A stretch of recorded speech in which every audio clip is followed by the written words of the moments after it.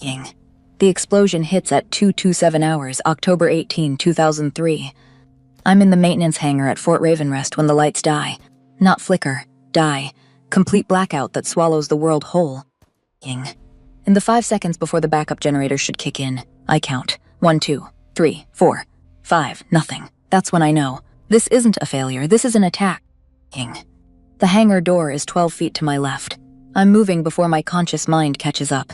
The M4 rifle I cached 3 days ago is hidden behind a generator housing. Ying.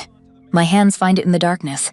Muscle memory from 10,000 hours of training. Chamber check, round seated. Bolt forward, safety off. The base sirens finally scream to life. Ying. Battery powered, piercing. The sound designed to trigger instant panic. Through the open hangar door, I see it. A column of black smoke rising from the main gate, thick, oily. Ying. The kind of smoke that comes from a vehicle packed with explosives and bad intentions. Then I hear the gunfire, not the crack of AK-47s or the pop of insurgent weapons. Ying. This is different, suppressed, professional, controlled. The sound of operators executing a planned assault. My radio erupts with voices talking over each other. Multiple breaches, Sector Charlie! We need backup! Ying. QRF is pinned at the main gate.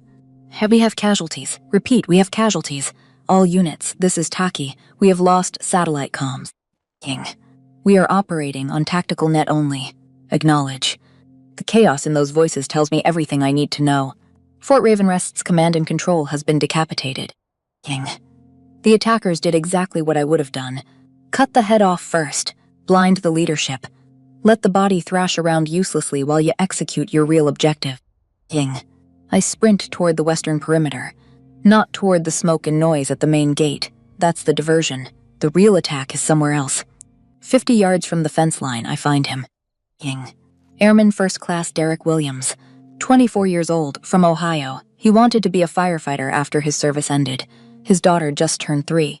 Ying. I know this because I read his personnel file 6 weeks ago when I first arrived at this godforsaken outpost in the New Mexico Badlands. He's lying beside his patrol vehicle. Ying. Faced still, the kind of still that only comes with death. I drop to one knee, press 2 fingers to his neck. No pulse, the body is still warm. Ying. He's been dead less than 2 minutes. I close his eyes gently. I'm sorry, I whisper. I'll make this count. Then I take his rifle. The M4A war feels like coming home. Ying. The weight of it, the balance, the familiar arrangement of controls. I check at the chamber automatically. Years of muscle memory taking over. Round-chambered. Magazine seated. Bolt forward. Safety on. Ying. By the book. I take his remaining magazines, 4 of them. 30 rounds each, 120 rounds total. It will have to be enough. 12 hours ago, I was invisible. Ying. Just another faceless civilian contractor at a military installation where anonymity is survival. 12 hours ago, Staff Sergeant Garrett Rains shoved me in a bar, and the system protected him. Ying. Now I'm the only thing standing between 300 American personnel and a massacre. Funny how life works. But I'm getting ahead of myself. Let me back up. Ying. Let me tell you how I got here. Let me tell you about 72 hours. That changed everything. Ying. 70 hours earlier, the atmosphere inside the Viper's den is suffocating. A nauseating mixture of stale beer, lingering cigarette smoke that defies the smoking ban, and the sharp acidic scent of male aggression gone rancid. Ying. It's the only civilian drinking establishment within a 10-mile radius of Fort Ravenrest.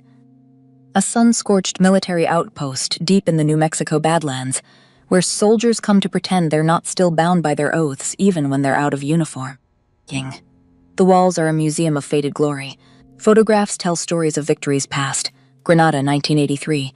Young warriors clutching M16s in jungle fatigues. Ying. Their faces hardened with a unique certainty that only exists before you witness what bullets do to human flesh. Panama, 1989. Night vision images of airborne operations. Ying. Parachutes blooming like lethal flowers over hostile terrain. And always, always Desert Storm. The last clean war. The last time America crushed an adversary so thoroughly that triumph tasted exactly as it should. Ying. I occupy a stool at the bar's far end, a glass of water before me. Condensation trickling down its sides like silent weeping. Ying. I wear canvas cargo pants the shade of desert dust, and a nondescript gray t-shirt loose enough to conceal the lean, hardened muscle beneath. Ying. My blonde hair is secured in a severe bun, darkening with perspiration at the roots. I appear precisely as intended. A logistics contractor. One of countless faceless civilians who keep military installations operational. As forgettable as furniture. But I'm not scrolling through my phone. I'm not reading, I'm observing. My eyes sweep the room with a predator's methodical patience, cataloging every detail. Exit strategies. Body counts, distance calculations, the primary entrance, 12 feet to my left. The emergency exit near the restrooms, 23 feet behind me, partially obstructed by a pool table. The large window overlooking the parking area. Reinforced glass that would require approximately 3 seconds to breach and clear. 4 men occupy the corner booth, their voices escalating with each successive round. 2 more stand at the dartboard.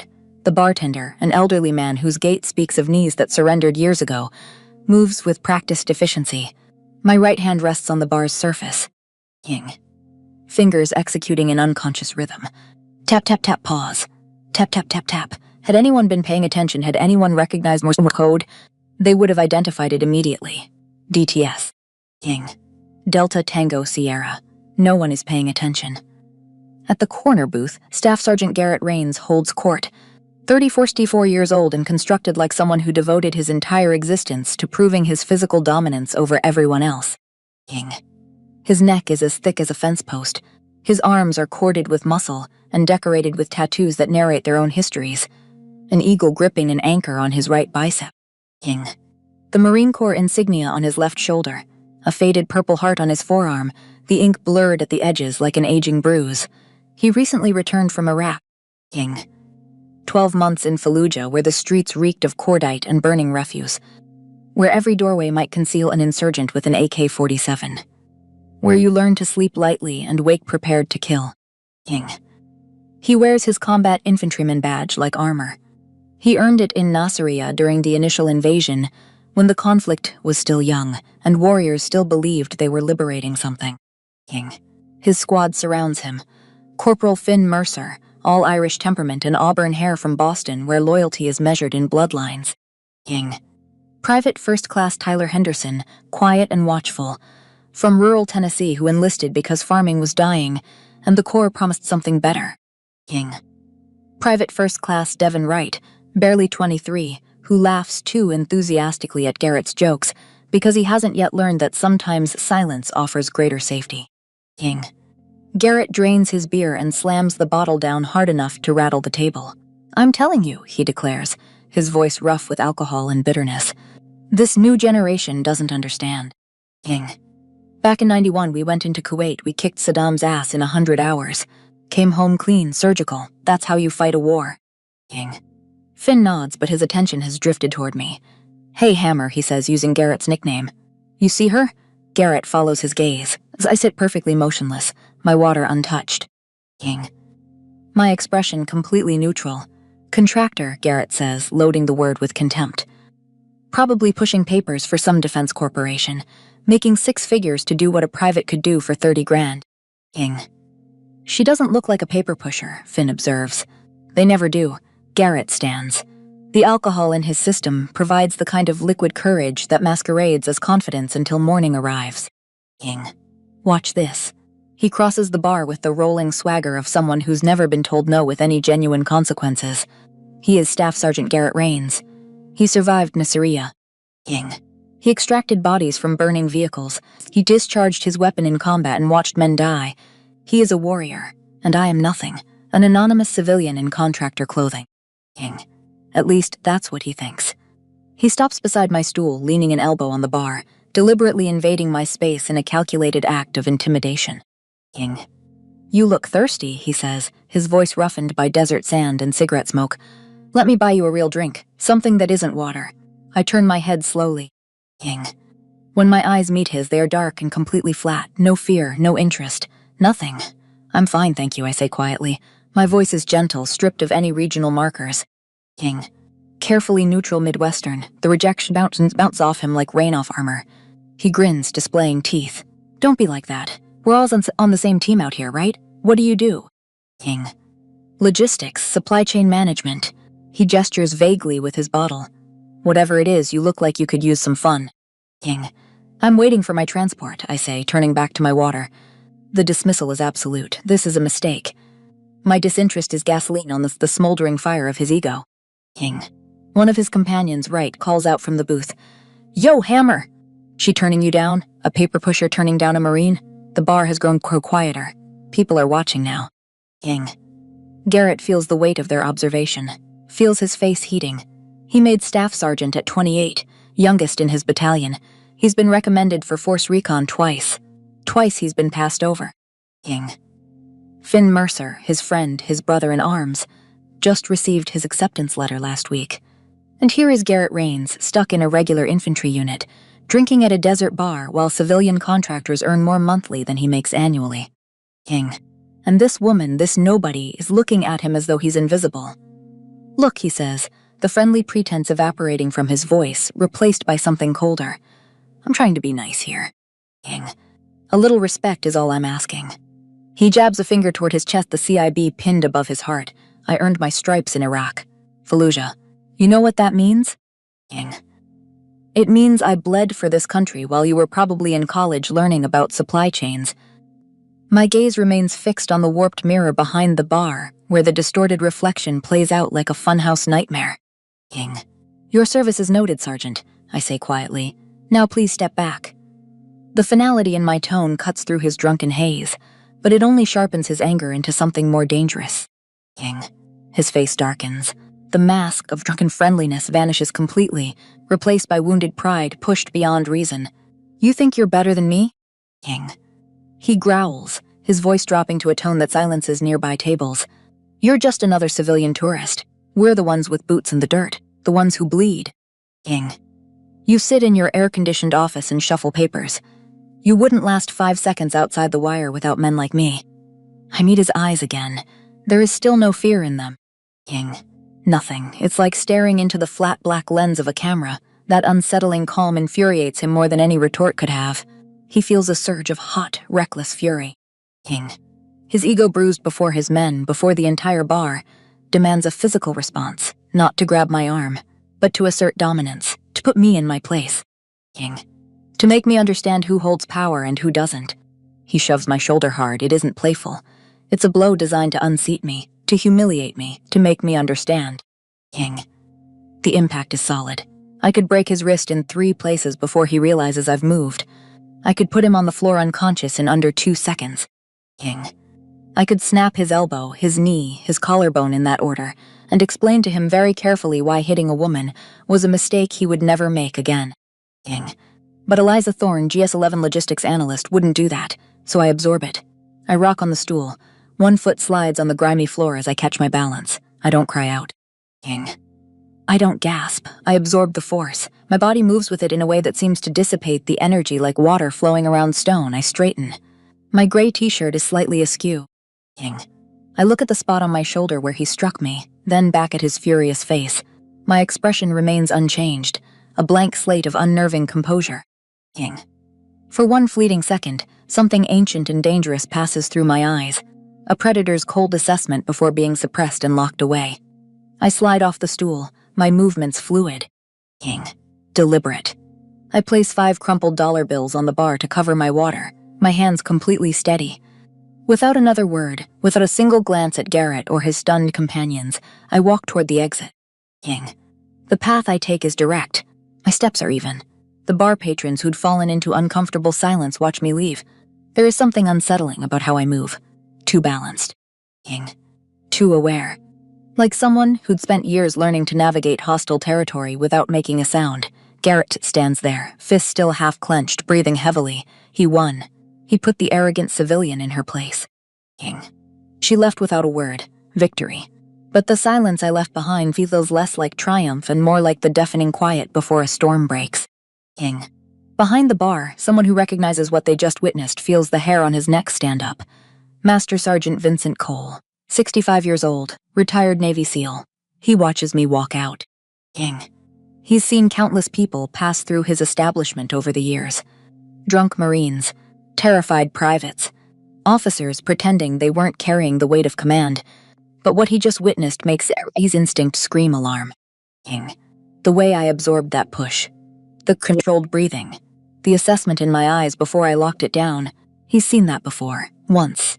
In 1993. In Somalia. When a female intelligence officer attached to a SEAL team moved through the Mogadishu market like a ghost, reading threats in the crowd before they materialized. Garrett turns back to his friends, forcing a laugh that sounds hollow even to his own ears. See? Told you, these contractors. But his voice lacks conviction. Cole catches his eye. The old SEAL's face is grim. Son, he says quietly, you just fucked up bad. Garrett bristles. She's a contractor. That ain't no contractor. Cole wipes down the bar with slow, deliberate strokes. I've seen operators before, real ones. That's a goddamn ghost. Garrett wants to argue. But something in Cole's voice, in eyes that had witnessed things in jungles and deserts most men only have nightmares about, makes him hesitate. He turns back to his beer. But the taste has gone sour, and the victory feels increasingly hollow. Outside in the parking lot, bathed in harsh sodium lights, I stand beside a dusty pickup truck and close my eyes. Just for a moment. Just long enough to let the suppressed rage filter through my system like poison being processed by a liver. I want to go back inside. I want to show Garrett Rains what a real operator looks like when the leash comes off. I want to break his nose, his wrist, his knee, in that order, and explain to him very carefully why hitting a woman is a mistake he will never make again. But I can't. Because Eliza Thorne logistics contractor GS-11 equivalent would never do that. Eliza Thorne is nobody. Eliza Thorne is invisible. And the Phantom needs to stay buried for 72 more hours. I take a long breath, release it, open my eyes. You okay? I turn. A woman in Air Force fatigue stands there. Senior Master Sergeant stripes on her sleeves. 40-something with a weathered face that comes from years of solving problems while everyone above you pretends they don't exist. I'm fine, I say. The woman studies me for a moment. That was Rains. He's usually not that bad. She pauses, usually. If you need anything, I'm Senior Master Sergeant Brenna Calloway, Security Forces. I can file a report. I almost smile, almost. I appreciate that, ma'am, but I'm fine. Calloway nods slowly, but her eyes say she doesn't quite believe it. Offer stands. She starts to turn away, then stops. Hey, where'd you learn to move like that? My expression doesn't change. Like what? Like someone who knows what they're doing. I don't know what you mean. Calloway holds my gaze for another beat, then nods. Right. Well, take care of yourself out there. She walks back toward the base. I watch her go, filing the interaction away. Calloway is sharp. Calloway is dangerous in the way smart people are dangerous. That will need to be remembered. I climb into the truck. I know that tomorrow morning's meeting will go exactly as badly as I expect, but tomorrow is tomorrow. Tonight, the real mission begins in exactly 18 hours. The order arrives at 600 hours. A crisp formal summons delivered to my quarters by a stone-faced corporal. Report to Colonel Shepard's office.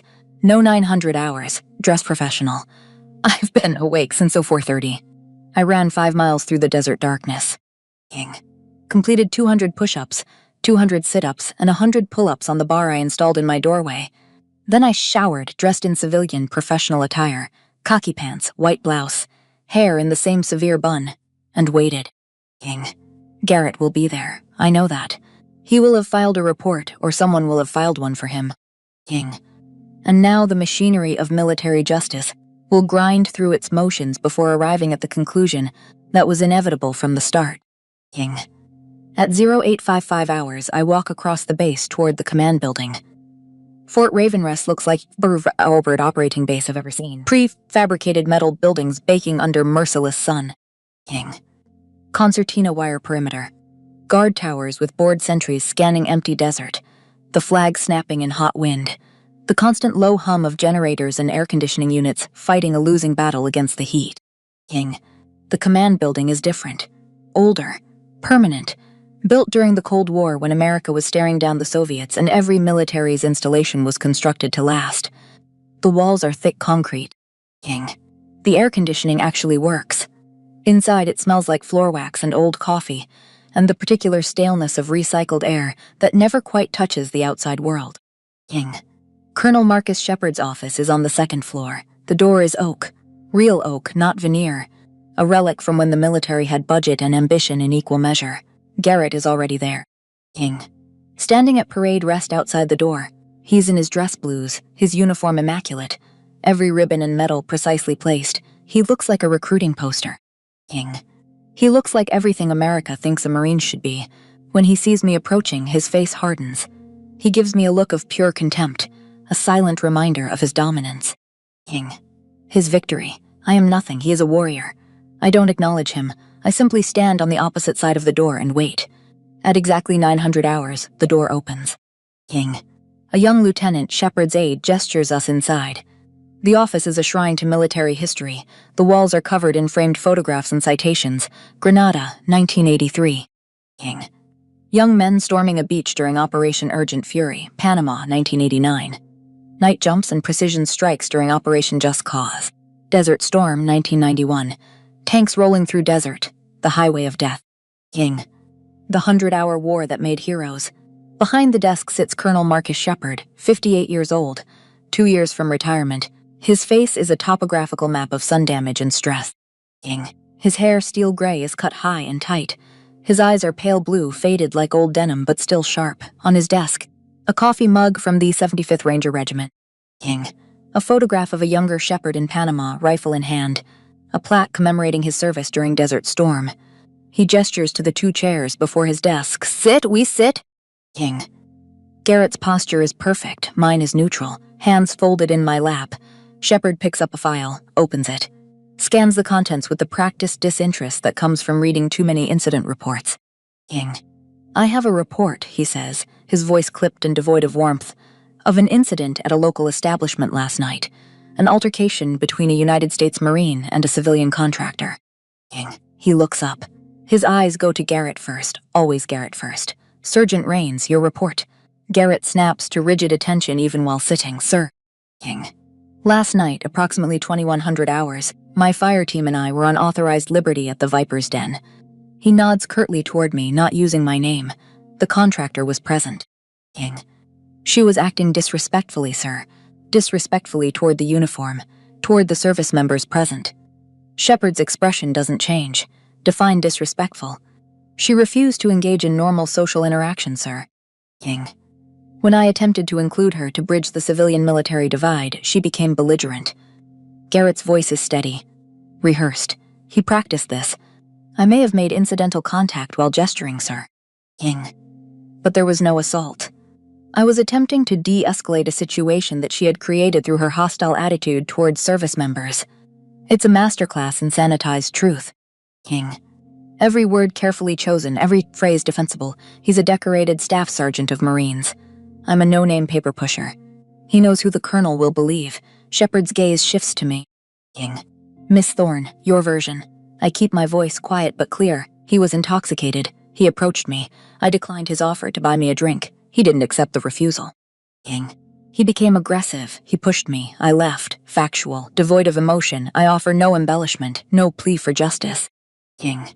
Just the facts, delivered in a tone that suggests I expect nothing to come of them. I've been in Colonel Shepard's office 3 minutes when I realized this is a show trial. King. The verdict was decided before I walked in. Shepard steeples his fingers. His expression is one of profound weariness. Like a man who's seen this exact scenario play out 1,000 times and is tired of pretending the outcome will ever be different. King. He looks at me, and in his eyes is the dismissive appraisal of someone who's already made his decision. He sees a liability. King. A civilian unaccustomed to the rough culture of a forward-deployed military base. A potential source of paperwork and headaches, someone who doesn't understand how things work out here. King. Miss Thorne, Shepard says, his voice dropping into the patronizing lecture of a man explaining simple things to someone he considers simple. This is not some corporate campus back in Virginia. King. This is Fort Ravenrest. This is a forward operating base in a training environment. The men here are under incredible stress. They've seen combat. They've bled for this country. King. He gestures toward Garrett without looking at him. These are warriors. There is a certain culture here. A certain amount of friction is to be expected when you mix combat veterans with civilian personnel. King. He leans forward. I fought in Grenada in 1983. I was there when we took Point Celine's airport. I was there when Marines died securing that beach so that American medical students could come home safe. King. I understand what these men go through. I understand what it means to serve. The implication is clear, and you don't. You need to understand that and adapt to it. King. Frankly, Shepard continues, your presence here is a privilege, not a right. You're here because the Department of Defense needs logistics support. King. But that doesn't mean you get to dictate the terms of your interactions with service members. He pauses, letting that sink in. One more incident. King. One more report crossing my desk with your name on it for any reason, and your contract will be terminated. You'll be on the next transport plane back to the States. King. Am I clear? He doesn't ask for my side again. He doesn't question Garrett's story. He doesn't acknowledge that a staff sergeant put his hands on a woman half his size in anger. King. The case is closed before it opened. What Shepard doesn't know is that Garrett has a history. 2 female contractors before me filed complaints after he assaulted them. King. Both got fired instead of him getting punished. 3 female service members filed reports. All 3 were transferred to different bases within a week. The system protects the perpetrator. I'm victim number 6. King. Except I'm not a victim. I'm a weapon wearing a victim's face. Garrett stands a little taller. The corner of his mouth twitches in a triumphant smirk. He's been vindicated. King. He's the warrior. I'm the problem. I hold the colonel's gaze. My face remains a mask of polite neutrality. Professional and empty. Yes, Colonel, I understand. Good, Shepard grunts. King. He turns his attention to Garrett. His voice hardens slightly. Not much. Just enough to maintain the appearance of fairness. Sergeant Rains, you and your men are confined to base for 72 hours. King. Consider it a cooling-off period. I don't want to see your face off this installation until the weekend. I don't want another incident. Am I clear? Garrett snaps a crisp salute. King. Yes, sir. A slap on the wrist. A weekend restriction. The price of putting your hands on a woman in anger, delivered by a colonel who'd already decided the woman was the real problem. King. Dismissed, Shepard says. I walk out into the blinding New Mexico sun.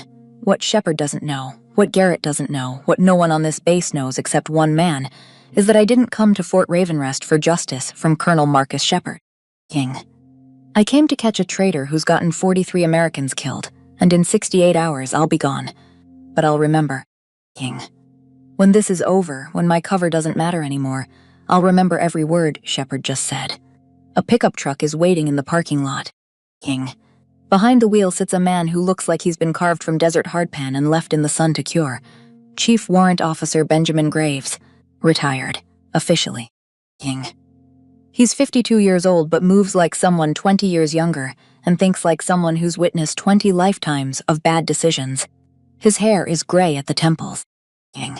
His beard full and shot through with silver. His eyes are pale green like old jade, and they miss nothing. I climb into the passenger seat without a word. King. Graves hands me a bottle of water. I take it, drink half in one pull. That bad, he asks. King. His voice is gravel and whiskey, roughened by years of shouting over helicopter rotors and gunfire. Shepard sided with Rains, threatened to terminate my contract if there's another incident. Graves nods slowly. King. He expected that too. Shepard is old school, came up through Grenada and Panama. He sees a woman contractor and sees a problem he doesn't need. King. I could have handled Rains, I say quietly. I know you could have. But Eliza Thorne, logistics analyst, couldn't. And that's who you are for 72 more hours. King. He reaches into the center console and pulls out an encrypted phone. The kind that looks like a regular smartphone but is anything but. He hands it to me. King. The screen shows a single text message. Asset confirmed. Code name, Vipe embedded as Allied Liaison, ETA 1800 tonight. I read it twice, committing every detail to memory. Then delete it. King. He's really coming, I say. He's really coming. And when he does, we have 72 hours to determine if he's our mole or just a very unlucky Iraqi officer. King. Graves pulls the truck out of the parking lot, heading toward the logistics compound on the far side of the base. Mission first, Liza. Your ego can take a hit. King. It's not my ego I'm worried about. I know. He glances at me. This reminds me of Panama, 89. We had a mole in the Noriega government. King. Double agent playing both sides. Took us 6 months to flush him out. You've done it in 8 weeks. That's why you're the best. I touch the bracelet on my wrist. King. Engraved on the inside, too small for anyone else to read. Mogadishu 93. My father used to say, I tell him, the best operators are the ones nobody notices. King. Graves's expression softens just for a moment. David Thorne was the best man I ever knew, and he'd be proud as hell of you right now. King. We drive in silence for a while. The base rolls past. A collection of buildings and vehicles and personnel going about their daily routines. King. Completely unaware that somewhere among them is a traitor who's gotten 43 American servicemen killed over the past 8 months. You think Rains is going to be a problem? Graves asks. King. No, he thinks he won. He'll stay away from me. And Shepard is 2 years from retirement and terrified of anything that might derail his pension. I'm a threat to his stability. King. He'll ignore me unless I force him not to. Graves nods. Good. Stay invisible. Stay boring. In 72 hours, Viper either runs, talks, or dies. After that, you're done here. King. And then the Phantom goes back to being a ghost. He pulls up outside my quarters. King. A converted shipping container outfitted with a cot, a desk, a laptop, and not much else. It's Spartan. It's anonymous. It's perfect. I get out, then lean back in through the window. King.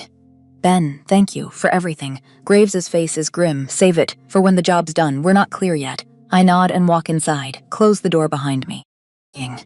Inside my quarters, I sit at my desk and power up the laptop.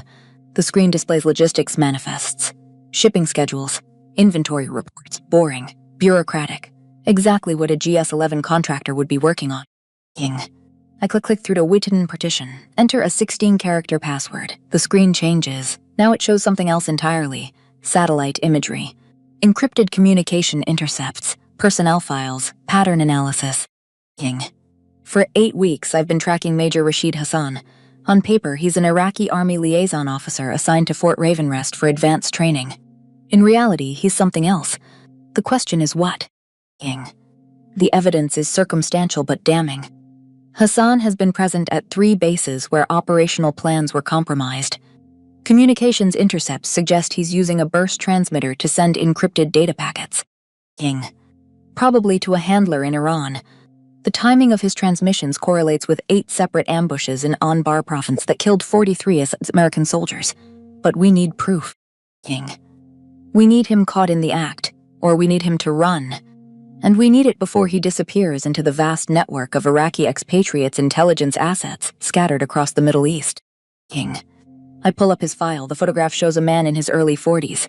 Handsome in a rough way, careful eyes, a smile that doesn't quite reach them. King. His background claims he was an Iraqi army captain during the initial invasion, surrendered at Al-Qut, was vetted and cleared for cooperation. King. But I've spent years learning to read the details that files leave out. And there are details here that don't add up. I zoom in on the photo, study his hands. King. Calluses in the wrong places for a regular army officer. Too much hand-to-hand training. The kind of conditioning that comes from Russian or Iranian special operations schools, not Iraqi militaries. King. His watch in one photo, an Omega Seamaster, $8,000 new, Iraqi army salary $400 a month. King. He's been wearing that watch for at least 3 years based on the wear pattern. My encrypted phone buzzes. I open the message. Read it twice. My blood goes cold. King. The message is from Langley, CIA headquarters. Langley confirms facial recognition match. Subject is not Rashid Hassan. Karim al-Nazari, former Republican Guard intelligence, trained GRU facility, Chechnya, 1998 to 2001. King. Expert in intelligence tradecraft and infiltration. Wanted for war crimes. Halabja chemical attack, 1988. 5,000 Kurdish civilians murdered. He personally supervised sarin gas deployment. He's not a defector, Liza. King. He's an assassin. I stare at the screen. The man Colonel Shepard just welcomed with a handshake. The man who will be sleeping in officer quarters 50 yards from the TOC. King. He's not an ally, he's a weapon. And he's aimed directly at the heart of Fort Ravenrest. I type back. Does Shepard know? Graves' reply is immediate, negative. And we can't tell him. King. If al-Nazari suspects we're onto him, he'll vanish. You're our only play. 72 hours, Ghost. Observe and report. Do not engage unless he runs. I delete the messages and pocket the phone. King. 72 hours to watch a killer who's gotten 43 Americans murdered. 72 hours to play the helpless contractor while a wolf walks free among the sheep. King. 72 hours before the mission window closes and Karim al-Nazari disappears into the wind. Eliza Thorne, logistics analyst. files paperwork, and tries not to think about how badly I want to put a bullet in a traitor's skull. King. But the phantom, the operator who lives in the shadows behind my eyes, is already counting down. Already planning. Already preparing for the moment when the mask comes off and the ghost is allowed to hunt. King. 72 hours. The clock is ticking. At 1800 hours exactly as scheduled, the man we've been hunting for 8 weeks arrives at Fort Ravenrest. King. I watch from a distance as his vehicle, a white SUV with diplomatic plates, pulls up to the command building. He steps out dressed in civilian clothes, khakis and a pressed button-down shirt. King. He moves with the easy confidence of someone who belongs. Colonel Shepard himself comes out to greet him, shaking hands, smiling. King. 2 officers flank Kareem, making small talk, gesturing toward the officers' quarters where he'll be staying. I raise a small pair of binoculars, watch his hands, his gait, his movements. King. Everything about him screams training. The way he scans his surroundings. The way his hand unconsciously checks his left side where a weapon would be holstered. King. The slight favor of his right leg, consistent with an old injury. The Omega Seamaster on his wrist catches the late afternoon sun. I lower the binoculars and pull out my encrypted phone. King. Type a single message to Graves. Viper is in the nest. The reply comes back instantly. Do not engage. Observe only. Extraction team on standby if he runs. I pocket the phone. King. 72 hours. That's all we have. 72 hours to catch a mole who's been smart enough to evade detection for 8 months. Cautious enough to stay clean. Connected enough to have diplomatic cover. King. I watch him disappear into the officers' quarters. 72 hours. But first, I need to understand exactly what we're dealing with. King. That night, alone in my quarters, I sit at my desk in the dark. The only light comes from the laptop screen, casting shadows across my face. I should be reviewing surveillance footage. King. I should be monitoring Kareem's communications. I should be doing 100 different things that good operators do when they're tracking a high-value target. King.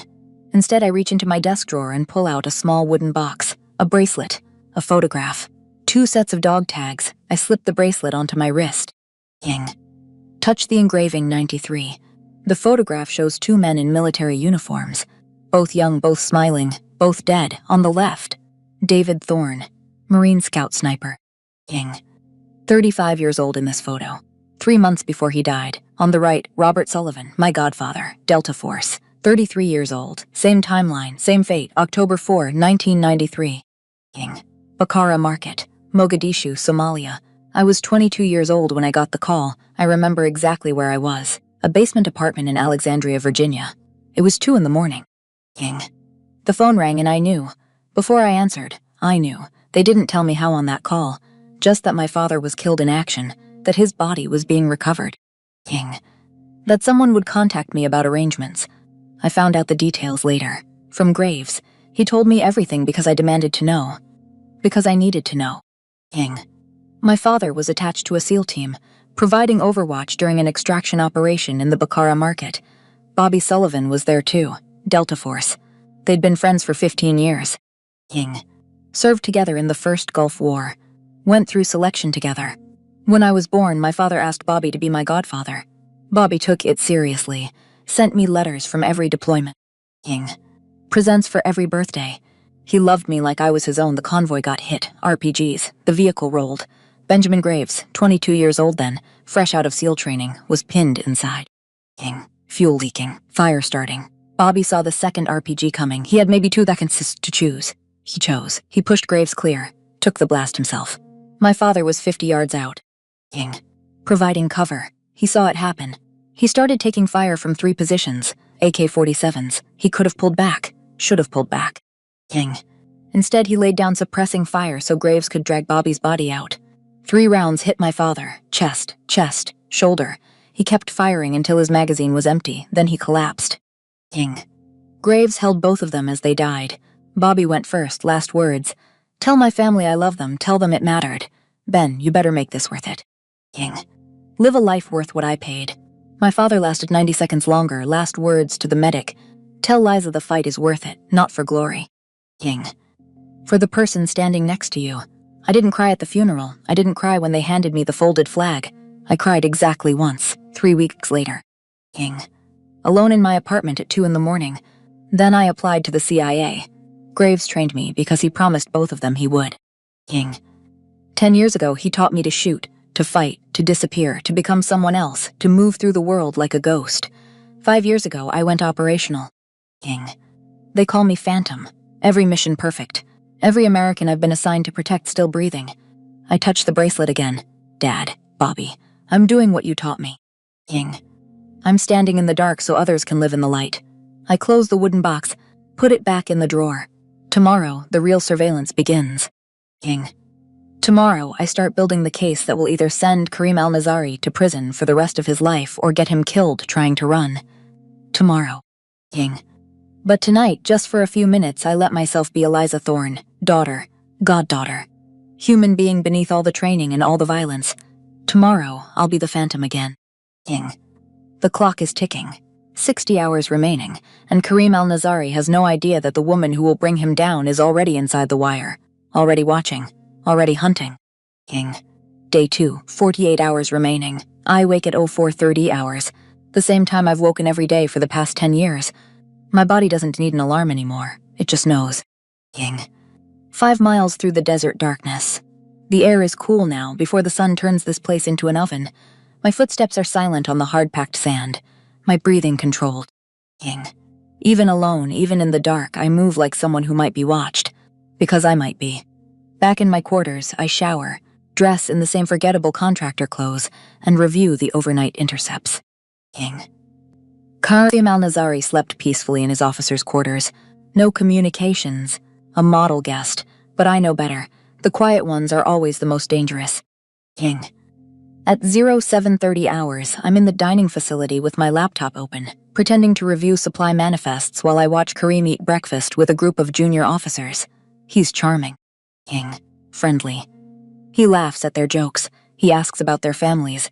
He's everything a liaison officer should be. I hate him already. At 0900 hours, Karim attends a classified briefing on base security protocols. King. I can't get inside the room, but I don't need to. I've already planted a listening device in the conference room ventilation system 3 days ago. King. I sit in my quarters with headphones on, listening. The briefing officer goes through the standard material, guard rotation schedules, backup generator locations, emergency response procedures, evacuation routes. Karim asks questions. King. Good questions. Professional questions. The kind of questions a liaison officer learning about American base security would ask. But I'm listening to what he's really doing. He's mapping vulnerabilities. King. Every question he asks reveals something. Where are the blind spots in the perimeter? How long does it take for backup generators to engage? What's the response time for the quick reaction force? King. Which communication systems have redundancy and which are single points of failure? He's not learning. He's casing the target. I make notes. Timestamp every question. King. Cross-reference with known attack patterns from the 8 ambushes in Anbar province. The pattern is there. It's always been there. We just needed to see it. At 1100 hours, the briefing ends. King. Karim exits the building. I watch through binoculars from 300 yards away. He walks toward the perimeter fence casual, like he's stretching his legs. But he's not stretching his legs. King. He's taking photographs with a camera disguised as a smartphone. Wide shots of the guard towers. Detail shots of the concertina wire placement. Elevation shots of the backup generator facility. King. He's building a target package. Timestamp. GPS coordinates, photo angles. This is evidence. This is what we need. But it's not enough yet. Photographing a base isn't a crime. King. Asking questions isn't treason. I need more. I need the transmission. I need to catch him sending this information to his handlers in Tehran. At 1400 hours, I'm at the base gym. King. This is a mistake. I know it's a mistake even as I'm doing it, but I need to move. I need to think. I need to prepare my body for what's coming. King. The gym is empty. Most personnel avoid it during the heat of the day. I prefer it this way. I'm on my 3rd set of tire flips. King. The massive rubber tractor tire leaves sweat prints on the concrete each time I heave it over. My muscles burn. My breathing is controlled. My footwork is precise. Too precise. King. The kind of precision that comes from thousands of hours of hand-to-hand combat training in agency facilities that don't officially exist. I'm so focused on the tire that I don't hear him approach. King. Contractors don't train like that. I look up. Corporal Finn Mercer stands in the doorway, auburn hair, Irish features, Garrett Rain's best friend. King.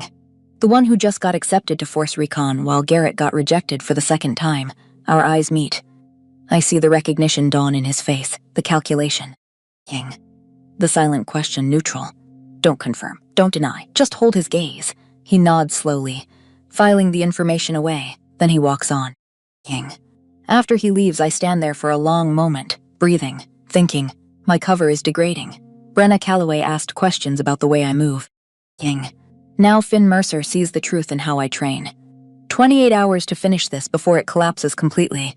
I leave the gym, return to my quarters, get back to work. King. At 1700 hours, my encrypted phone buzzes. Message from Graves. Intercept confirms burst transmission from Kareem's quarters at 1634 hours. Encrypted. Destination, Tehran. We're working on decryption. Stand by. I stare at the message. King. There it is, the proof we needed. Kareem sending classified information to Iranian intelligence. But we still need to decrypt the content. We still need to know what he sent. King. We still need to build a case strong enough that even diplomatic immunity won't protect him. 20 minutes later, another message. Decryption complete. Content. Phase 1 complete. Blueprints acquired. Strike window 48 hours. King. I read it 3 times. This isn't just intelligence gathering. This is target preparation. Kareem isn't collecting information for future use. He's coordinating an imminent attack. 48 hours from now. King. That's when they're coming. I type back to Graves. What's the play? His response is immediate. Maintain cover. Continue surveillance. We need to identify the attack team. Let him think he's winning. King. When they come, we take them all. I don't like it, but I understand it. If we arrest Kareem now, his attack team melts away. King. We get one war criminal but lose the opportunity to roll up an entire network. So I wait, I watch, I document everything, but I also prepare. King. That evening, I conduct a covert entry into Kareem's quarters. He's at dinner with Colonel Shepard and other officers. I have 30 minutes. King. I plant an audio surveillance device behind the air vent in his room. State-of-the-art, voice-activated, encrypted transmission back to my laptop. Then I get out. Lock pick. King. Door closed, no trace I was ever there. That night, I sit in my quarters with headphones on, listening. At 2130 hours, Kareem makes a phone call. Satellite phone, encrypted. King. But my device is inside the room, capturing his voice before it gets encrypted. He speaks in Fars, I speak Farsi. I translate in real time, typing as I listen. King. The Americans are soft, Kareem says. They put wolves in civilian clothes and think we won't smell them. Fort Ravenrest has 300 sheep and 3 sheepdogs. Tomorrow we kill the dogs first. King. The sheep panic. Then we slaughter them all. A voice on the other end, his handler in Tehran. Halabja taught us. Overwhelming force breaks the will faster than precision strikes. King. Gas, bullets, blades, it doesn't matter. What matters is no witnesses. Kareem laughs, actually laughs. I killed 5,000 with sarin. What's 300 with bullets? King. I sit in the darkness, hand-clenched white knuckle on the edge of my desk. For the first time in 5 years, I let myself feel it. Rage. Pure. Clean. King. Focused. This man supervised the murder of 5,000 Kurdish civilians in 1988. Women, children, entire families choking on poison gas while he took notes on dispersal patterns. King. And tomorrow he's planning to coordinate the murder of 300 Americans. I want to walk into his quarters right now. I want to put a bullet in his head. King. I want to end this, but I can't. Because this isn't about revenge. This is about protecting every American on this base. King. And that means I need to let this play out until the attack team reveals itself. I force the rage down, lock it away, file it under fuel for later. King. Then I get back to work. I pull up my analysis software, start building the systematic evidence compilation that will seal Kareem's fate. Evidence. 1. Burst transmission, 1634 hours. Decrypted content confirms attack coordination. King. Evidence 2. Pattern analysis across 8 months. 8 ambushes, 3 bases, 4 each. 40 FYE. Correlation 97%. Evidence 3. Financial trail. 240,000 deposited in Cayman account. King. IRGC source confirmed. $5,600 per American killed. Evid 4. Facial recognition match to Halabja 1988 photographs. 5,000 Kurdish civilians murdered. Sarin gas deployment. He supervised it personally. King. I sit back, look at the evidence arrayed on my screen. This is airtight. This is the kind of case that puts someone away forever, or gets them killed trying to run. But it's not enough yet. I need the attack team. I need the network. So I keep watching, keep waiting, keep building the case. At 0200 hours, I finally allow myself to sleep. 4 hours, that's all I need. Day 3. 24 hours 600. The attack is coming in approximately 16 hours. I can feel it. I run my 5 miles. Shower, dress, review the overnight intercepts. Kareem made 2 more calls, both encrypted, both to the same Tehran number. I couldn't decrypt the content in real time, but I recorded everything. Graves will have his people work on it. At 0800 hours, I send my daily logistics report to the base commander's office. Boring, bureaucratic. Exactly what a GS-11 contractor should be doing. At 0830 hours, Brenna Calloway appears at my quarters. She doesn't knock, just opens the door and walks in. Senior Master Sergeant, Security Forces, 3 tours in Iraq. She didn't get to where she is by being stupid. Miss Thorne, she says, we need to talk. I look up from my laptop, keep my expression neutral. About what, Sergeant? About who you really are, silence. She closes the door behind her, stands with her arms crossed. Her eyes are sharp. Calculating. I've been doing this job 15 years, she says. I've seen a lot of contractors come through. Most of them bring pictures of their families, their pets. They make it home. You? She gestures around my Spartan quarters. Nothing, no personal touches, no connection to anything outside these walls. I prefer to keep work and her personal separate, I say. Right, sure. She takes a step closer. The way you absorbed that shove from Rains at the bar, the balance, the breathing, the angle of your feet. I've seen that before. I don't respond, just wait. Somalia, she says, 1993. I was just a kid then, but my father was there. First Sergeant Michael Calloway, 10th Mountain Division. He told me about an intel officer attached to the SEAL teams. Female, moved through the Mogadishu market like a ghost, reading threats before they materialized. My heart rate doesn't change. My breathing stays controlled, but inside alarm bells are ringing. That Morse code at the bar, Calloway continues. DTS. My husband was a communications specialist before he died in Ramadi. He taught me Morse. Said Delta Tango Sierra. She waits. I don't give her anything. Here's what I know, she says finally. You're not a contractor, you're an operator. I don't know which agency. I don't know what your mission is. But I know you're here for a reason that has nothing to do with supply chain management. I hold her gaze. Run the calculations. She's smart. She's connected the dots. I have 2 options. Option 1, maintain cover. Deny everything. Force her to make the next move. Option 2, assess if she's an asset or a threat. I choose option 2. What makes you think I'm anything other than what my badge says I am?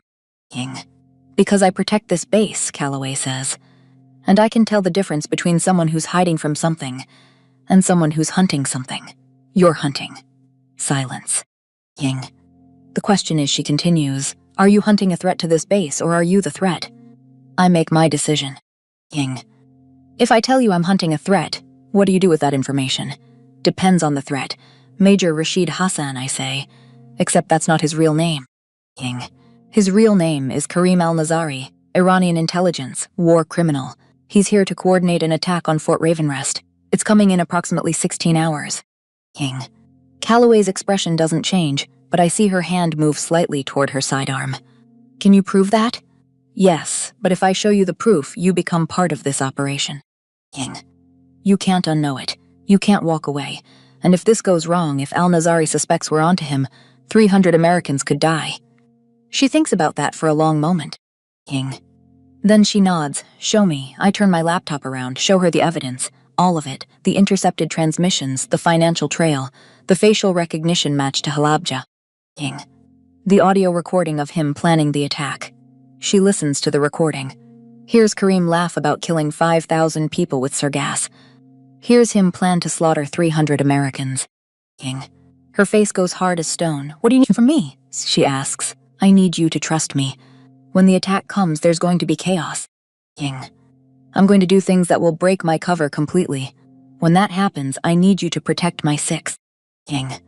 I need you to make sure no one shoots me thinking I'm part of the attack. You're going to engage. I'm the only one who can. The extraction team is 2 hours out. The QRF will be pinned at the main gate. By design, Al-Nazari knows our response patterns. He's going to exploit them. Calloway nods slowly. Okay, but I have one condition. Name it. When this is over, you tell me your real name, not the badge, the real one. King. I look at her for a long moment, then I extend my hand. Deal, we shake. Eliza Thorne, I say, that part's real. The rest you'll figure out soon enough. King. She leaves, I go back to work. But now I have an ally inside. Someone who can help when everything goes sideways. At 1200 hours, I conduct final preparations. King. My go bag is packed and cached in the maintenance shed. Trauma kit, extra magazines, encrypted radio, tactical gloves. I've memorized every route through the base, every maintenance corridor, every blind spot. King. Every vantage point. I've identified where the attack will most likely breach the perimeter, the western fence line, the blind spot obscured by a shallow wadi, the place I've been watching for 8 weeks. King. I've wargamed the response patterns. The QRF will go to the main gate because that's where the diversion will be. The TOC will try to coordinate from inside, but their communications will be compromised. King. Colonel Shepard will do exactly what he's trained to do, which is exactly what Al-Nazari expects. And I'll do what no one expects. I'll stop it. King. At 1400 hours, 12 hours before the attack, I make one final sweep of the base. That's when I go to the gym. One last workout. King. One last chance to prepare my body for what's coming. I'm halfway through my tire flips when the world goes dark. Not gradually, not a brownout, complete blackout. The lights die. King.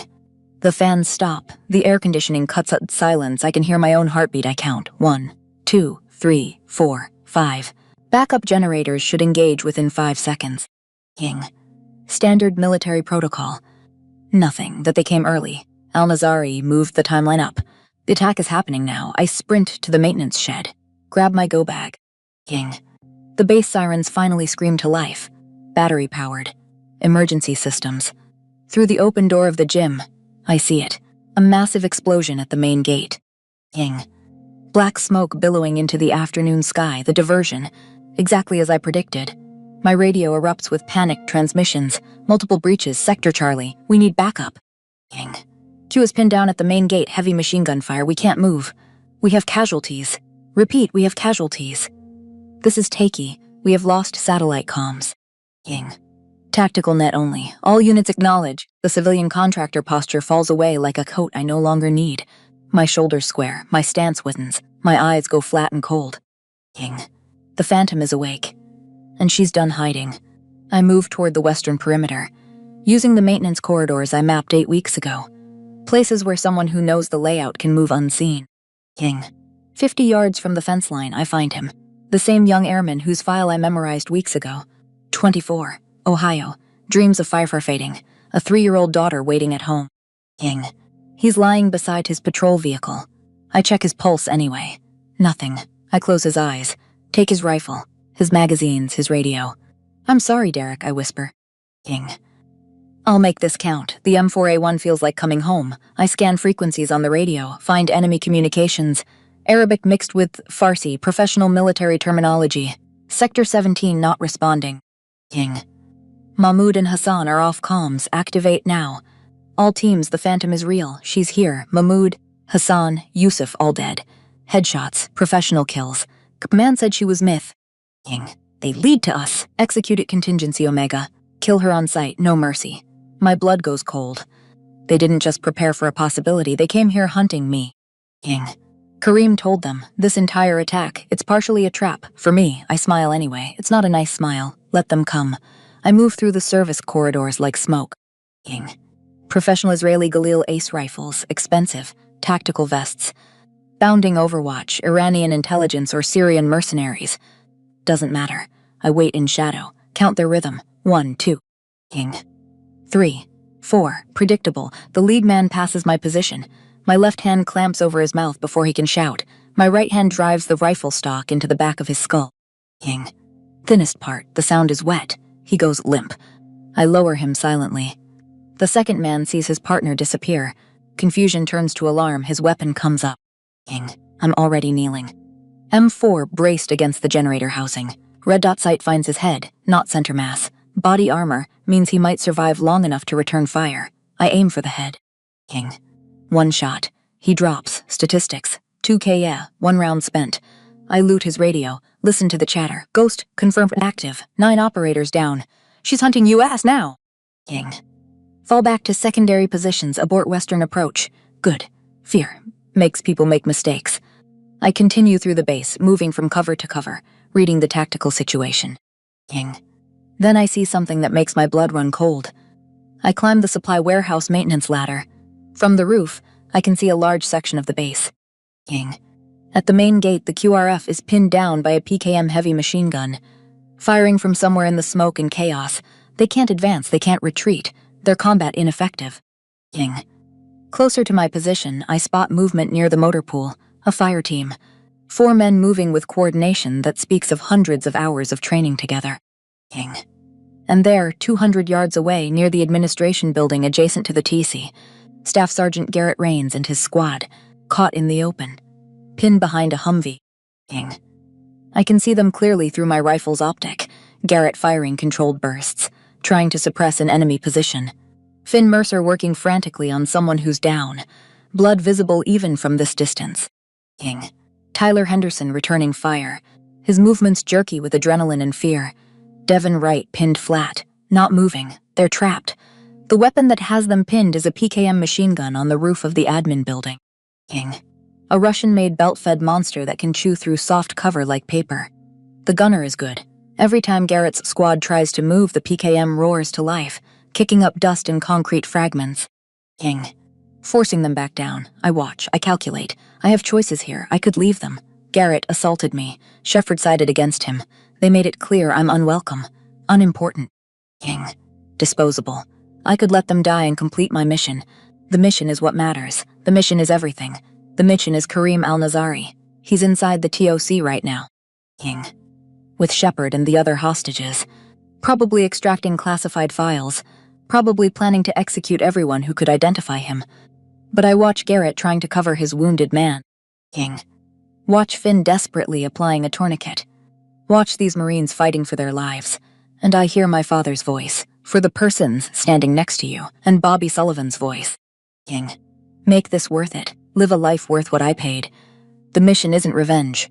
The mission isn't personal vendetta. The mission is protecting Americans. All Americans. Not just the ones who deserve it. King. Not just the ones who treated me well. All of them, even Garrett Rains, even him, especially him, because that's what warriors do. I make my choice. I study the admin building. King. The PKM gunner is focused on Garrett's position. His attention completely fixed on maintaining suppression. He has 2 feeders with him, loading ammunition belts. Watching his sectors, I mark the distance. King. 340 meters. The M4's effective range is 500 meters, but accuracy drops significantly past 300, and I need accuracy. I need to get closer. King. There's a fire escape on the back of the admin building, hidden from the gunner's line of sight. If I can reach it without being spotted, I can climb to the roof and take them from behind. King. Big if. I climb down from the warehouse, move through another maintenance corridor, cross an open space at a dead sprint, reach the base of the admin building. The fire escape is old steel. King. The paint peeling. The metal hot enough to burn. I start climbing, fast but controlled. Each step placed deliberately to minimize noise. I'm halfway up when I hear shouting below. King. I look down. 2 attackers have spotted me. They're raising their weapons, shouting in Arabic. I don't hesitate, I keep climbing. Bullets spark off the metal railing. King. The whine of ricochets loud in my ears. 1 round passes so close to my head I feel the pressure wave. King. I reach the top of the ladder and roll over the parapet onto the roof. The 3 men at the PKM are starting to turn, alerted by the gunfire below. King. But they're still focused on Garrett's position. I have maybe 3 seconds before they fully process the new threat. I don't waste time with precision. I grab the M67 fragmentation grenade from Williams's vest. King. The one I took along with his magazines. Hold it for a count. 1 Mississippi. 2 Mississippi. Cooking the grenade, letting the fuse burn down so they can't throw it back. King. Then I throw it. The grenade arcs through the air, over the low parapet that protects the gunner position, lands in the center of the 3 men. I duck below the roofline. King. The explosion is a flat, hard crack that I feel in my chest. Shrapnel whines overhead, embedding in the building's facade behind me. I come up fast, M4 at my shoulder. King. 3 shapes, all down, confirming kill. Kills. The PKM falls silent. The sudden absence of that terrible hammering fire is like a physical release. King. 200 yards away, Garrett Rains stares up at the rooftop. I see him clearly, see the exact moment his brain processes what he's seeing. A small figure in civilian clothes. King. Moving with professional precision, armed with a rifle that should be on the body of a dead airman. His mouth falls open. Beside him, Finn Mercer grabs his arm, pointing. King. Who the hell is that? Garrett's voice carries on the wind, reaches my ears. That's her, the contractor, the one eye. He can't finish the sentence. King. His brain cannot reconcile what he's seeing with what he thought he knew.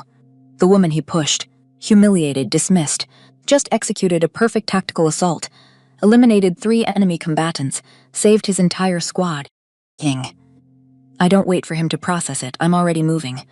Descending the fire escape on the opposite side of the building, continuing my advance toward the TOC.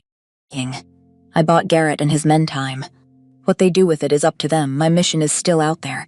Kareem is still at large. King. And the attack on Fort Ravenrest isn't over yet. I reach the TA's outer perimeter. The main entrance is a disaster. Bodies of defenders and attackers mixed together. King. The sandbag fighting position that should have been a fortress has been overrun. I can see enemy combatants inside the building through the shattered windows. I hear voices. English and Arabic mixed together. King. Command voices, someone coordinating the final assault. And above it all, one voice in particular, Kareem al-Nazari, speaking in perfect, unaccented English. Colonel, just tell us where the files are. King. My encrypted phone buzzes. I pull out, keeping low behind a concrete barrier. A text from Graves. Ghost, Sitrep. I type back quickly. King. 5 hostiles down. Western approach clear. Viper is with attackers inside TOC. They're trying to extract intelligence files. Graves' reply comes back immediately. I'm inbound. Stacking at north entrance. You? King. I look at the building. The front entrance is suicide. The windows are covered, but there's another way. I type back. HVAC duct. Server room entry. A pause. Then. King. I taught you that trick in 04. You taught me everything, old man. Another pause. Then a message that hits harder than I expect. Your father would be proud. King. I stare at that message for 5 seconds. Something tight in my chest. Something that wants to break through. For the first time in 5 years, I let it. 1 tear. King. Just 1. For my father, for Bobby Sullivan, for Derek Williams, for every ghost I carry, then I lock it away. I type back. Copy Reaper, going dark. King. I find the HVAC intake vent on the backside of the T. 4 bolts hold it in place. I use the multi-tool I've been carrying, the one every good operator keeps on them. King. The grill is off in 30 seconds. Dark. Hot as an oven.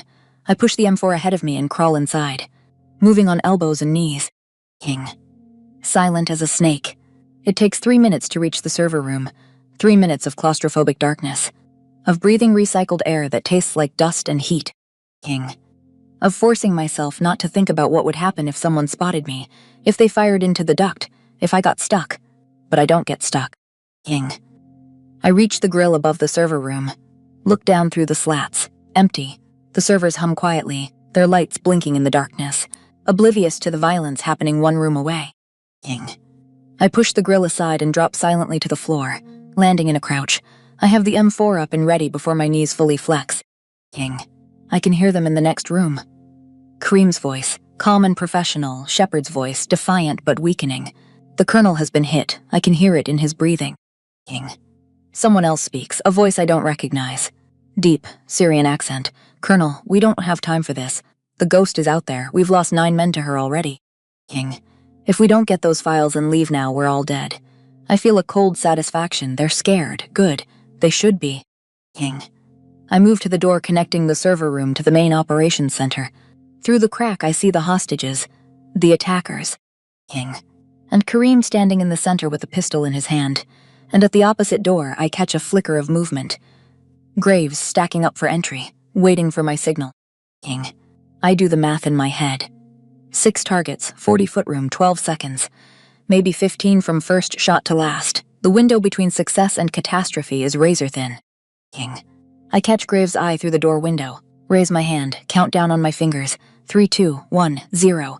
Graves breaches the north door with a flashbang. The world fractures. King.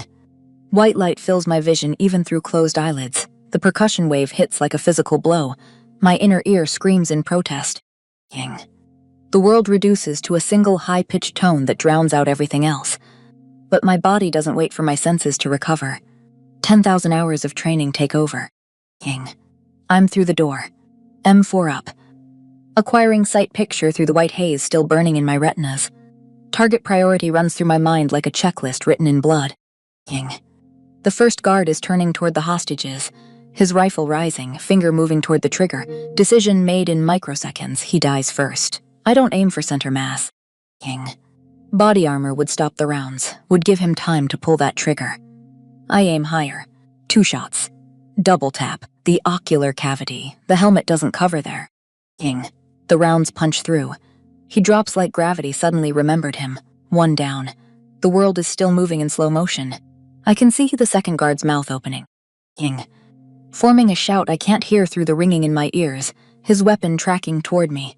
He's faster than the first, already bringing his Galil to bear. King. Already shouting something in Arabic I can't process, but fast isn't fast enough. Same technique, throat, above the armor line, where the Kevlar vest ends and flesh begins. King. He goes down choking, hands clawing at his ruined windpipe. 2 down, third guard, center position. He's grabbed a hostage, young lieutenant, eyes wide with terror, using the officer as a human shield. King. I don't have a clean shot at the guard's head. The hostage is blocking my angle, but I have his legs. 1 shot, right knee, shatters the joint. He goes down screaming. King. Releases the hostage as his leg buckles. I track him as he falls, put another round through his temple before he hits the ground. 3 down. 5 rounds expended, 115 remaining. King. 4 seconds elapsed since the flashbang. Now comes the hard part. Kareem al-Nazari is already spinning, his pistol coming up, his training kicking in despite the disorientation from the flashbang. King. But I see something in his eyes that training can't overcome. Panic, raw, primal fear. His shots go wild, high and right. King. The shooting stance of someone whose muscle memory is fighting a losing battle against adrenaline-fueled terror. 1 round passes close enough to my left cheek that I feel the air displacement. Hot. King. Angry, nears measured in millimeters. Another grazes my left forearm. A burning line of pain that my brain catalogs and files under deal with later. I close the distance. King. Get inside his weapon's effective range, where the pistol becomes a liability instead of an asset. My left hand shoots out like a striking snake. Grabs his wrist. King. The bones feel thinner than I expected. Almost fragile beneath my grip, I twist.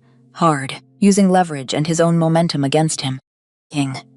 The sound his wrist makes when it breaks is sharp and clean. Like dry kindling snapping in a campfire. The pistol clatters to the floor, spinning away across the tile. King. Useless now. Kareem screams, the sound is high, disbelieving. The scream of someone who thought they were the hunter suddenly discovering they're the prey. His mouth is moving. King. Words tumbling out in a mix of Farsi and English. Terror stripping away years of operational tradecraft. You're the phantom, he gasps through the pain, through the shock of recognition. King. Impossible. The ghost is a myth. Command said you weren't real. You can't be real. I look into his eyes. King. The same eyes that watched 5,000 Kurdish civilians die choking on sarin gas in 1988, while he stood on a hillside with binoculars. King.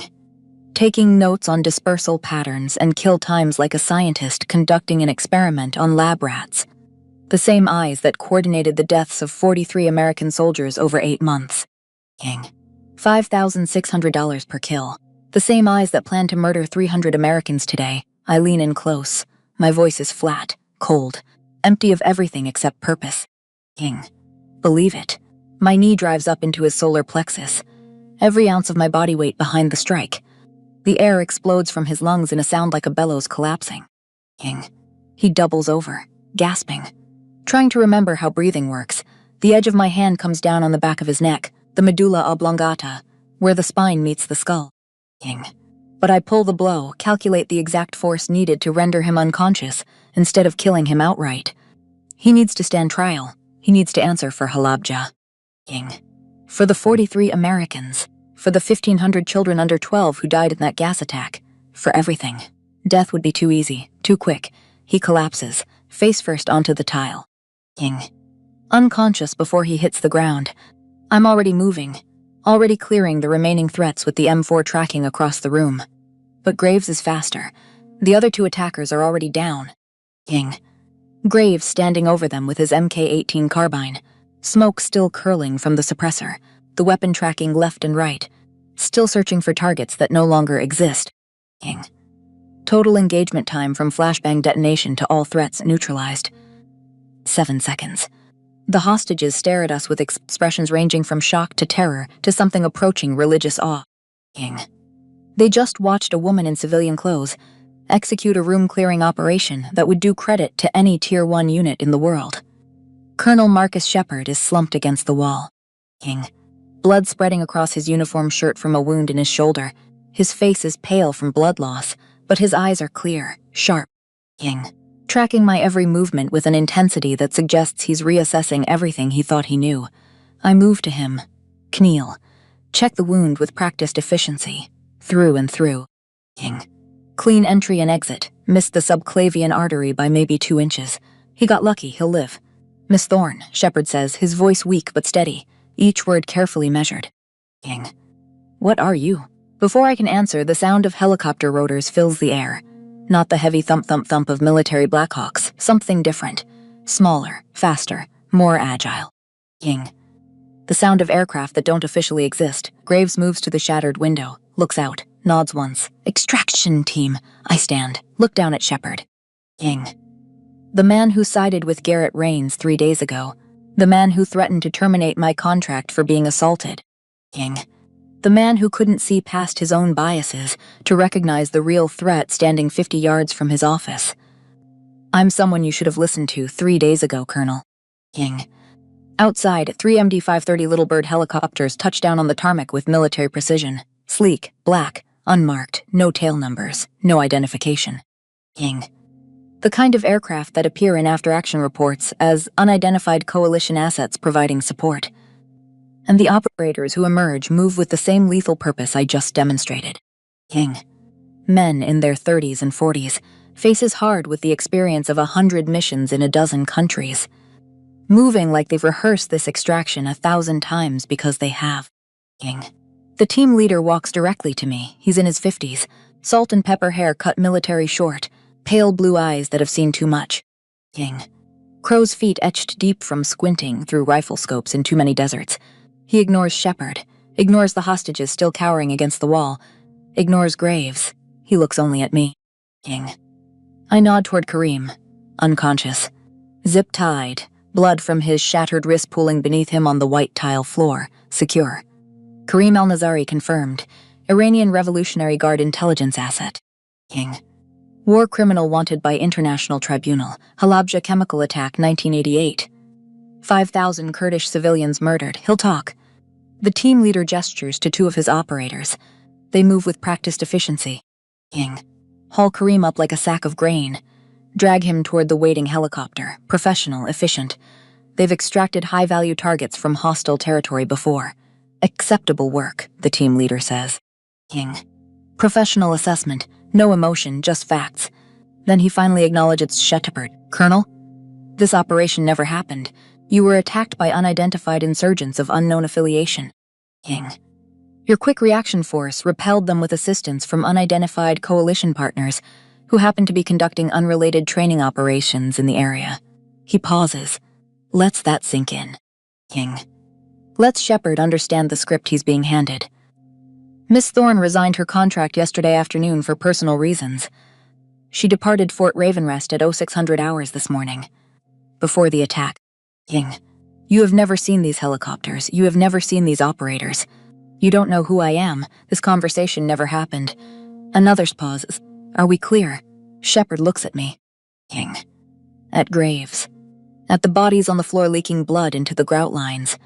At the efficient, terrifying operators moving through his command center like they own it. King. He's a colonel with 28 years of service, 2 years from retirement.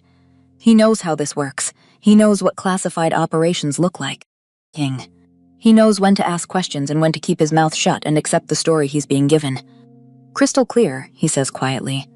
The team leader nods once. King. Then turns back to me. Transport leaves in 5 minutes. Gather your gear. I walk toward the door. toward the sunlight streaming through the shattered windows. King. Toward the black helicopters waiting on the tarmac with their rotors already spinning. Toward the next phase of my life, whatever that might be. Behind me, I hear Shepard's voice. King. Weak, confused, still trying to understand what just happened in his command center. Who is she? Graves's reply is quiet, almost gentle, the tone you'd use to explain something to a child. King. She's a ghost, Colonel. And ghosts don't have names. Outside, the New Mexico sun is brutal and unforgiving. The smoke from the main gate explosion is still rising into the pale blue sky. King. Black and oily. The smell of burning rubber and diesel fuel thick in the air. The base looks like a war zone because it was a war zone. King. Bullet holes stitch across building facades in neat patterns, shattered windows.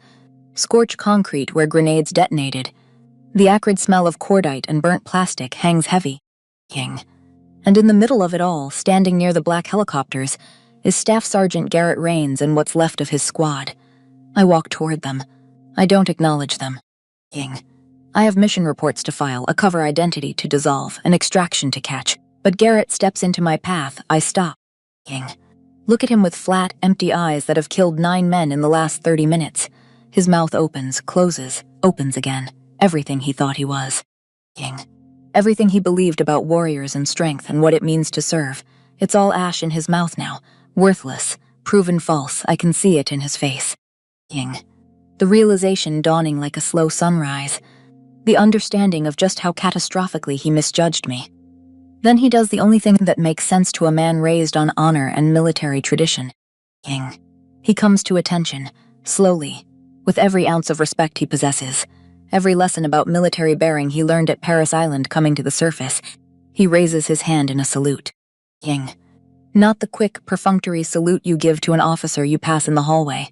Not the automatic gesture drilled into muscle memory at boot camp. This is different. King.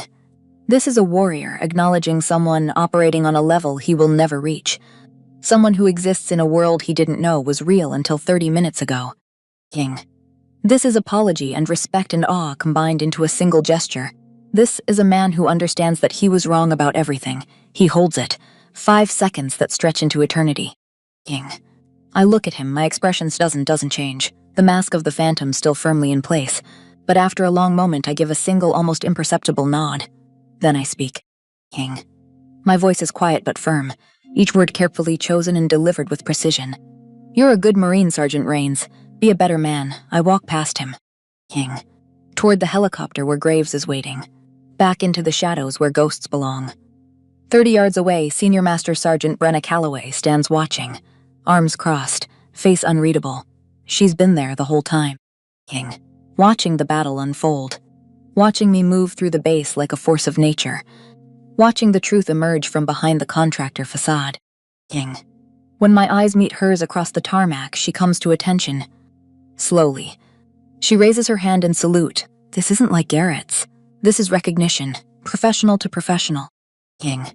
Woman warrior to woman warrior. Operator to operator. The salute says, I knew from the moment I saw you move in that parking lot, I knew you were one of us. King. I knew you were hunting something. And I kept your secret because that's what we do for each other. I stop. For just a moment, the mask slips. Just a fraction. King. Just enough for Brenna to see the exhaustion underneath. The weight of all those missions over 5 years. All those kills. All that invisible sacrifice for a country that will never know my name. King. I return her salute. Crisp, perfect. A warrior's acknowledgement of another warrior. Then I turn and walk toward the helicopter. Behind me, I hear it. The sound of boots snapping together. King. Multiple sets, a sudden sharp crack of leather on pavement. I glance back. Garrett, Finn Mercer, Tyler Henderson. Even Devin Wright being held upright by medics, his stretcher temporarily forgotten. All of them. King. Hands raised in salute. Saluting the phantom as I disappear into the sky. I climb into the little bird, strap into the canvas seat. King. The rotors are already spinning up to takeoff RPM. The pilot doesn't wait for clearance. We're airborne in seconds. Through the open door, I watch Fort Ravenrest shrink below us. King. The base getting smaller with each second of altitude gained. The people becoming dots.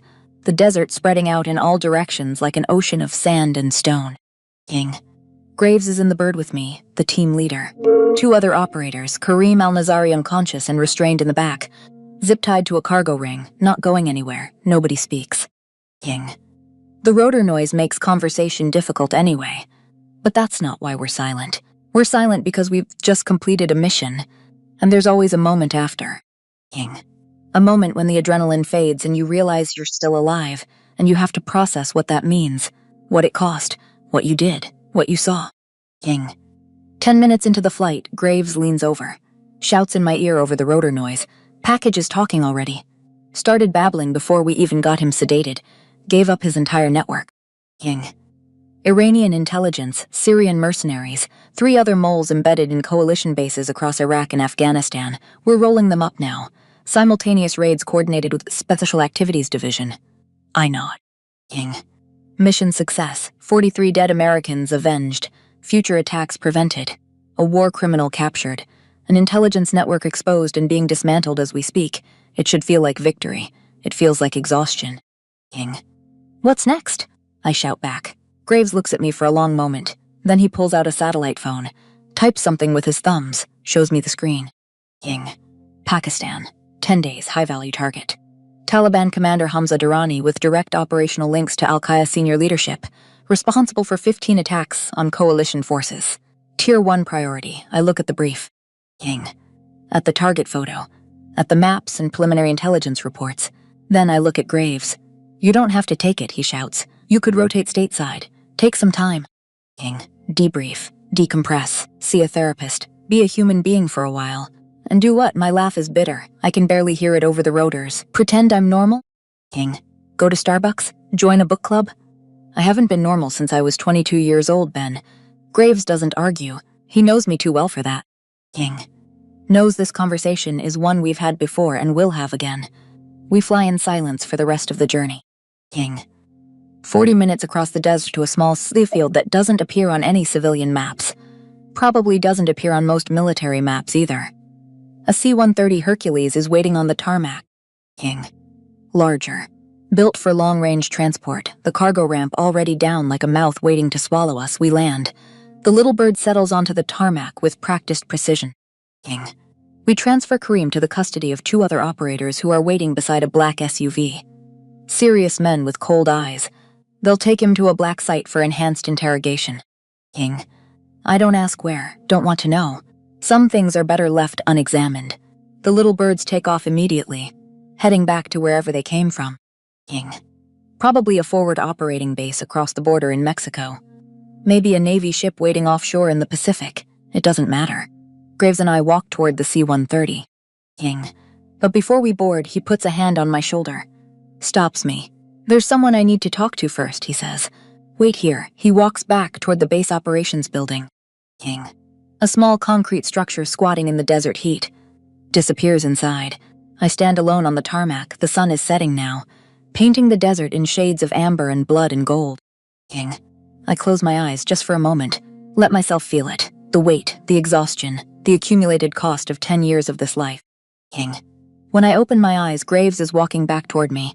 But he's not alone. Behind him, walking slowly, favoring his wounded shoulder, is Colonel Fest Shepard. His arm is in a sling. Ying. His uniform shows dried blood. But he's alive. He stops in front of me. Comes to attention as much as his wounded shoulder allows. Miss Thorne, he says. Ying. His voice is formal. But there's something different in it now. Something that wasn't there 3 days ago when he was lecturing me about warrior culture and knowing my place. Respect. Ying.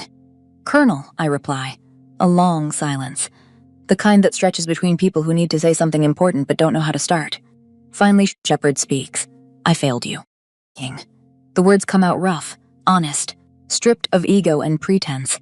I let my prejudices compromise my judgment, my biases about what a warrior should look like. Ying. What a woman contractor could or couldn't be. I sided against you when you'd done nothing wrong. I threatened your livelihood to protect a Marine who'd assaulted you. He pauses. Ying. Swallows hard. This is costing him something to say. I nearly got Americans killed because I couldn't see past my own bullshit. I don't respond. Just wait. Let him finish. Ying. I don't expect forgiveness, he continues. I don't deserve it. But I need you to know I will do better. I'll recommend policy changes. Mandatory bias training for all senior officers. King. Cultural reform. I'll make sure this doesn't happen again to another operator. Another woman, another person who doesn't fit the mold. I look at him. This colonel who's 2 years from retirement. King. Who fought in Grenada and Panama and Desert Storm. Who represents everything about the old military, the old way of thinking, the old biases and assumptions. King. But who's standing here now, wounded and humbled, trying to do better. Don't do it for me, Colonel, I say quietly. Do it for the next woman who walks through your door. King. The next operator who doesn't fit your picture of what a warrior looks like. Do it because it's right, not because you got caught being wrong. Shepard nods slowly. King. His face shows the full weight of that truth settling on his shoulders. How do you do it? He asks. Genuine curiosity in his voice now. How do you carry the violence? King. The isolation? The burden of protecting people who don't even know you exist? Who will never thank you because they'll never know what you prevented. I glance at Graves. King. Then back at Shepard. Someone has to stand in the dark so others can live in the light. Today that was me. Tomorrow it'll be someone else. That's how it works. King. That's how it's always worked. I pause. The torch doesn't go out, Colonel. It just changes hands. Shepard stands there, diminished, humbled, facing a truth he's spent his career avoiding. King. I'm sorry, he says. Simple. Direct. For everything. Apology that won theatings. Now secure your perimeter. Assess your vulnerabilities. The enemy knew exactly where to hit you. King. Al-Nazari gave them a perfect blueprint. Fix that before they come back because they will come back. It's a dismissal. Professional final. Shepard salutes. I return it crisply. King. Then I walk toward the aircraft where my next mission waits. Graves falls in step beside me. He'll never forget what you did, Liza, but you're giving him the chance to be better. King. That's more than most people would. He has 2 years until retirement, I say. 2 years to fix what he broke. 2 years to teach what he learned. King. That's all any of us get. The chance to do better starting now. We reach the C-130. But before I climb aboard, I see another vehicle approaching across the tarmac. King. A military Humvee driving fast. Kicking up a rooster tail of dust, it screeches to a stop 20 yards away. The door opens. Garrett Rains steps out. He's alone, no squad. King. He walks toward us. Stops at a respectful distance. 10 feet. Far enough to be formal. Close enough to be heard. Permission to speak, ma'am, he says. King. I nod. I need to know, he says. His voice is rough, raw. Like he's been crying or screaming or both. Who are you? Really, I look at him for a long moment. King. This Marine who assaulted me 3 days ago. Who I saved today despite everything. Who represents everything wrong with the system. And everything right with the warriors who serve within it. King. I'm someone's daughter, I say finally. Someone's goddaughter. Someone who made a promise 10 years ago to honor the people who came before me by doing what they did. Protecting Americans. King. Standing between the innocent and the darkness. Carrying the torch they passed to me. Garrett processes that. Then he asks the question he really came here to ask. King. The one that's been eating at him since he watched me on that rooftop. Why did you save us, after what I did to you? After Shepard sided with me. King. After the whole system failed you.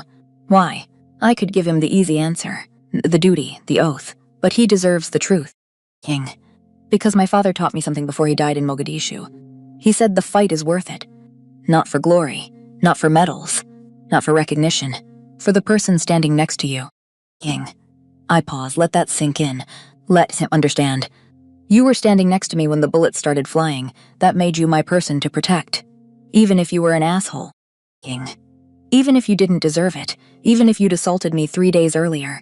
That's what warriors do, Sergeant. We protect people. All people. Not just the ones we like. King. Not just the ones who treat us well. All of them. Garrett stands there, taking that in, processing it. Understanding for the first time what it really means to be a warrior. King. Then he nods slowly. I'm going to do better, he says, voice thick with emotion. I'm going to be the kind of Marine who deserves to be protected by someone like you. King. The kind of man who would make you proud to stand next to.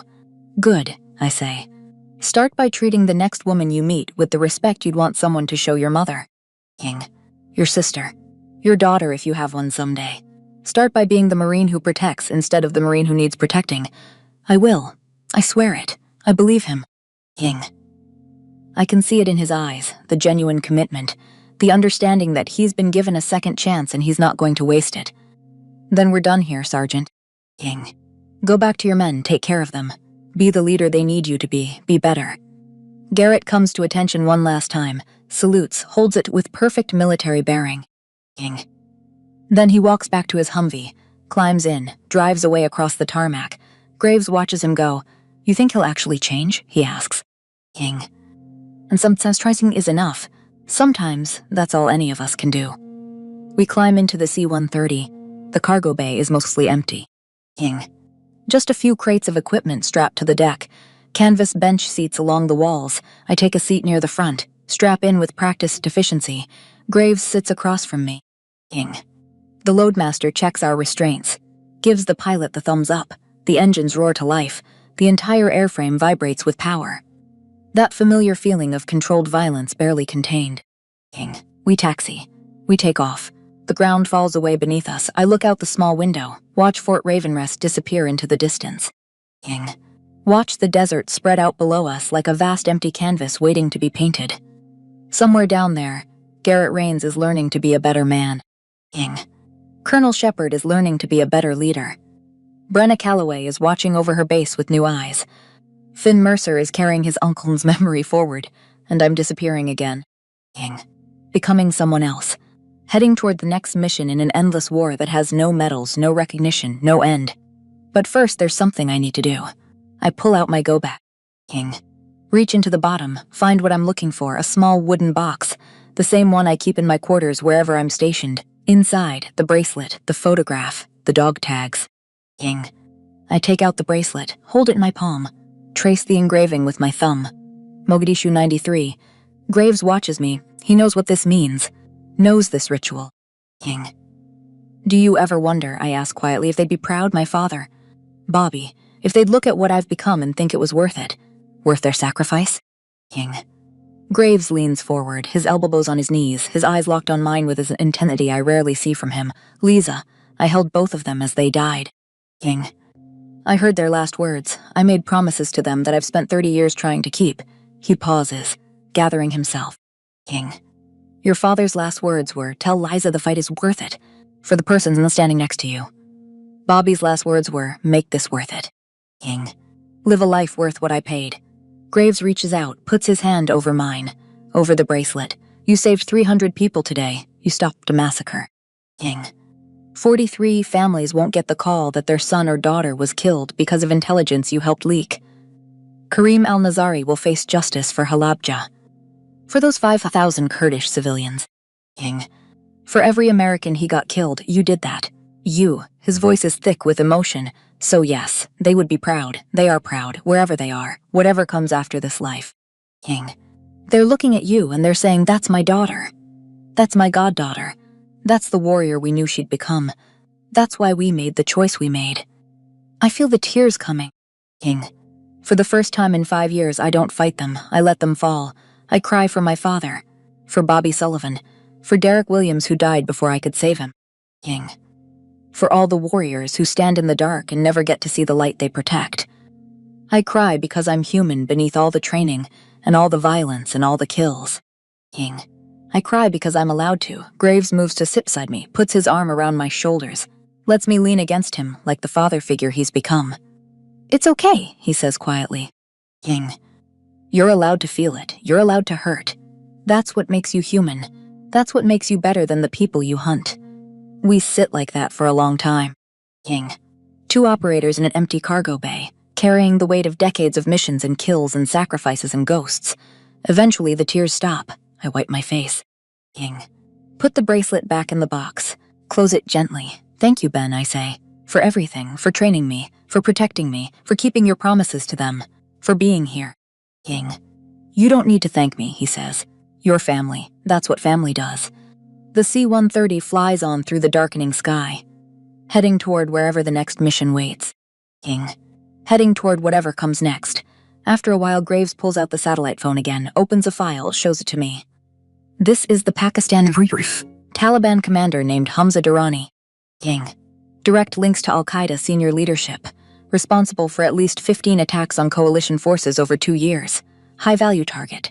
Tier 1 priority. NSA has him tracked to a compound in the tribal areas. King. I look at the file, study the photo, the intelligence reports, the tactical considerations, the challenges of operating in hostile terrain with limited support. When? I ask. 10 days. King. Gives you time to rest. Debrief with Langley, prepare mentally and physically, see medical about that graze on your arm. I think about that. 10 days.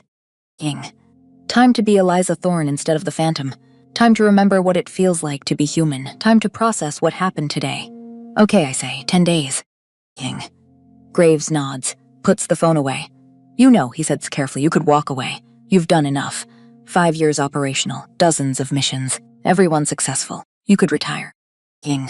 Train the next generation. Live a normal life. Find out what that even means. Could I, though? I ask. After everything I've seen, everything I've done? King. Could I really go back to normal? Could I sit in an office, go to brunches? Pretend the world isn't full of people like Kareem al-Nazari? I don't know, Graves admits. King. But you could try. You've earned that much. I think about that, about what normal would look like. A house somewhere, a job that doesn't involve killing, relationships that aren't cover identities. King. A life where I don't have to lie about who I am and what I do, where I could tell someone my real name without calculating whether they're a threat. It sounds nice. King. It sounds impossible. Maybe someday, I say. But not yet. Not while there are still people like Kareem al-Nazari out there. Not while there are still Americans who need protecting. King. Not while the torch is still in my hand. Graves smiles, sad but understanding. He's had this conversation before. With my father. With Bobby Sullivan. King. With 100 other operators who couldn't walk away. Your father used to say the same thing. Not yet. Not while there's still work to do. Not while someone still needs me. King. Did he ever regret it? The life he chose, the sacrifices he made? No, Graves says without hesitation. But he worried about you, about what his choices would mean for you. King. About whether you'd feel like you had to follow in his footsteps to honor him. About whether you were doing this for him or for yourself. And what do you think? King. I ask. Am I doing this to honor him, or because I can't imagine doing anything else? Graves thinks about that for a long moment, choosing his words carefully. King. I think, he says finally, that you're doing it because you believe in it, because you understand that someone has to stand in the dark, and you're willing to be that someone. King. Not because your father was, not because Bobby was, but because you are. That's not obligation, Liza, that's calling. I nod slowly. He's right. This isn't about my father anymore. King. It hasn't been for a long time. This is about me, about who I am, about what I believe in. King. About the choice I make every day to pick up the rifle and walk into the dark. I'm the Phantom because I choose to be. King. Because the world needs ghosts to protect it from the darkness. The C-130 flies on through the night, the stars bright above us, the desert dark below, endless in all directions. King. I close my eyes, let myself rest for the first time in 72 hours. Tomorrow I'll file my reports, debrief with the handlers at Langley, start preparing for Pakistan, start becoming someone new. King. Another name, another face, another life. But tonight, just for a few hours, I let myself be Eliza Thorne, daughter, goddaughter, human being who carries ghosts but isn't consumed by them.